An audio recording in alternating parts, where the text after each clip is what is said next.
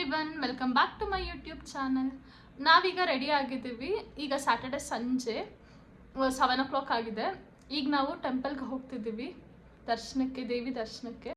ನೀವೇನಾದರೂ ನನ್ನ ಚಾನಲ್ಗೆ ಹೊಸದಾಗಿ ಬಂದಿದ್ದರೆ ನನ್ನ ಹಿಂದಿನ ಹೊರನಾಡು ವೀಡಿಯೋಸ್ನ ಒಮ್ಮೆ ಚೆಕ್ ಮಾಡೋದನ್ನು ಮರಿಬೇಡಿ. ಯಾಕಂದರೆ ಇದು ಆ ವ್ಲಾಗ್ಸ್ನ ಕಂಟಿನ್ಯೂಯೇಷನ್ ಪಾರ್ಟ್ ಆಗಿರುತ್ತೆ.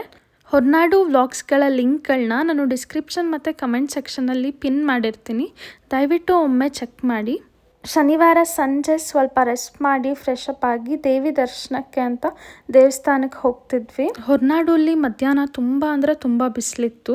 ಆದರೆ ಸಂಜೆ ಆಗ್ತಾ ವೆದರ್ ತುಂಬ ಕೂಲಾಗಿ ಸೂಪರಾಗಿತ್ತು. ಟೆಂಪಲ್ ಹತ್ರ ನೇಚರ್ ಮತ್ತು ಮೌಂಟೇನ್ ವ್ಯೂಸ್ ನೋಡೋಕ್ಕೆ ತುಂಬ ಚೆನ್ನಾಗಿದೆ. ಎಸ್ಪೆಷಲಿ ಸಂಜೆ ಸಮಯದಲ್ಲಂತೂ ವೆದರ್ ತುಂಬ ಚೆನ್ನಾಗಿರುತ್ತೆ. ಇಲ್ಲಿನ ಶಾಂತ ವಾತಾವರಣ ಮತ್ತು ಪಾಸಿಟಿವ್ ವೈಬ್ ಮನಸ್ಸಿಗೆ ತುಂಬ ನೆಮ್ಮದಿ ಕೊಡುತ್ತೆ.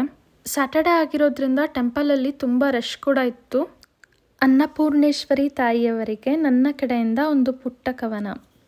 ಪ್ರಕೃತಿಯ ಒಡಲಲ್ಲಿ ನೆಲೆಸಿದ ಅನ್ನಪೂರ್ಣೇಶ್ವರಿ ಅಮ್ಮ, ನೋಡಿದ ಕ್ಷಣವೇ ಮನಸ್ಸಿಗೆ ಸಿಗುವುದು ಅಪಾರ ಶಾಂತಿಗಮ್ಮ.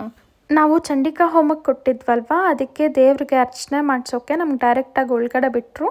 ತುಂಬ ಚೆನ್ನಾಗಿ ದೇವ್ರ ದರ್ಶನ ಮಾಡಿಕೊಂಡು ಹೊರಗಡೆ ಬಂದ್ವಿ. ಆಮೇಲೆ ನಮ್ಮ ತಾತ ಅವರ ಹೆಸರಲ್ಲಿ ನಮ್ಮ ಅಜ್ಜಿ ಶಾಶ್ವತ ಪೂಜೆಗೆ ಕೊಡೋದಕ್ಕೆ ಹೇಳಿದರು. ಅದನ್ನು ವಿಚಾರಣೆ ಮಾಡೋಣ ಅಂತ ಹೋಗಿದ್ವಿ. ಜೊತೆಗೆ ನಮ್ಮಮ್ಮ ಅನ್ನದಾನಕ್ಕೆ ಕೂಡ ಕೊಟ್ಟರು. ಮತ್ತು ಇನ್ನೊಂದು ಸಲ ದೇವ್ರಿಗೆ ಅರ್ಚನೆ ಮಾಡಿಸೋ ಅವಕಾಶ ನಮಗೆ ಸಿಕ್ತು. ಅದಕ್ಕೆ ತುಂಬ ಖುಷಿ ಆಯಿತು. ಮತ್ತು ಸ್ವಾಮೀಜಿ ಅವರು ಹೋಮ ಎಲ್ಲಿ ಮಾಡ್ತಾರೆ ಅಂತ ಹೇಳಿಬಿಟ್ಟು ನಮಗೆ ಯಾಗಶಾಲೆ ತೋರಿಸ್ತಿದ್ರು. ಇದೇ ಯಾಗಶಾಲೆಯಲ್ಲೇ ಹೋಮ ಮಾಡೋದು. ದರ್ಶನ ಎಲ್ಲ ಮುಗಿಸ್ಕೊಂಡು ಇಲ್ಲಿ ಬಂದು ಕೂತ್ಕೊಂಡು ವೆಯ್ಟ್ ಮಾಡ್ತಿದ್ವಿ.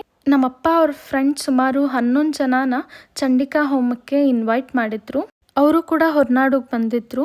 ಅವ್ರ ದರ್ಶನ ಮುಗಿಸ್ಕೊಂಡು ಬರೋವರೆಗೂ ನಾವು ಇಲ್ಲೇ ವೆಯ್ಟ್ ಮಾಡ್ತಿದ್ವಿ. ಯಾಕಂದರೆ ಚಂಡಿಕಾ ಹೋಮಕ್ಕೆ ಕೊಟ್ಟವ್ರಿಗೆ ಸಪ್ರೇಟಾಗಿ ಊಟ ಬಡಿಸ್ತಾರೆ.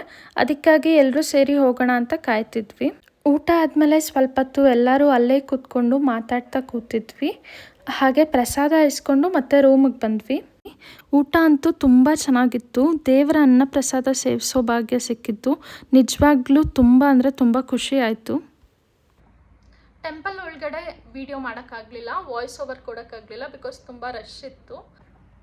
ಅದಕ್ಕೆ ಈಗ ರೂಮಿಗೆ ಬಂದು ವಿಡಿಯೋ ಮಾಡ್ತಿದ್ದೀವಿ. ಇವತ್ತು ಆ ದೇವಿಯ ಕೃಪೆಯಿಂದ 2 ಸತಿ ನಮಗೆ ಹತ್ತಿರದಿಂದ ದೇವಿನ ನೋಡೋ ಭಾಗ್ಯ ಸಿಕ್ತು. ಹಾಗೆ 2 ಬಾರಿ ಅರ್ಚನೆ ಮಾಡಿಸೋ ಭಾಗ್ಯ ಸಿಕ್ತು. ಅದಕ್ಕೆ ತುಂಬ ಖುಷಿ ಆಗ್ತಿದೆ. ನನ್ನ ನೆಕ್ಸ್ಟ್ ವಿಡಿಯೋ ಚಂಡಿಕಾ ಹೋಮದ ವಿಡಿಯೋ ಆಗಿರುತ್ತೆ. ಹಾಗೆ ಈ ವಿಡಿಯೋ ನಿಮಗೇನಾದರೂ ಇಷ್ಟ ಆಗಿದ್ರೆ ದಯವಿಟ್ಟು ಲೈಕ್ ಮಾಡಿ, ಶೇರ್ ಮಾಡಿ, ಕಮೆಂಟ್ ಮಾಡಿ. ಹಾಗೆ ನನ್ನ ಚಾನಲ್ನ ಸಬ್ಸ್ಕ್ರೈಬ್ ಮಾಡಿ, ಬೆಲ್ ಐಕನ್ ಕ್ಲಿಕ್ ಮಾಡೋದು ಮರಿಬೇಡಿ. ಧನ್ಯವಾದಗಳು.